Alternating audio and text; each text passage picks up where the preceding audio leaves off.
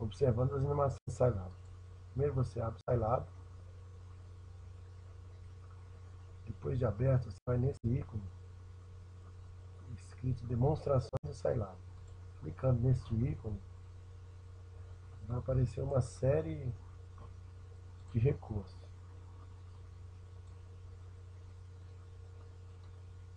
Você pode estar verificando os gráficos, polinômios, uma série de recursos. Dentro desse recurso existe um específico que é fazer simulações no Scilab. Não é parte do nosso curso agora, mas como foi a pergunta de um aluno, eu vou estar verificando isso. Existe uma série de simulações prontas.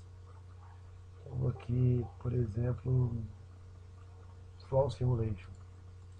Clicando duas vezes, Black Hole, buraco negro. Certo. Essa animação que ele cria uma janela gráfica em que você pode dar start, pause, stop, mudar grandeza. Vamos ver o que acontece dando start.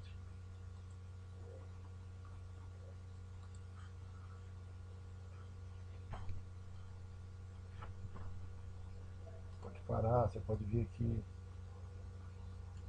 mexer nas grandezas envolvidas, certo?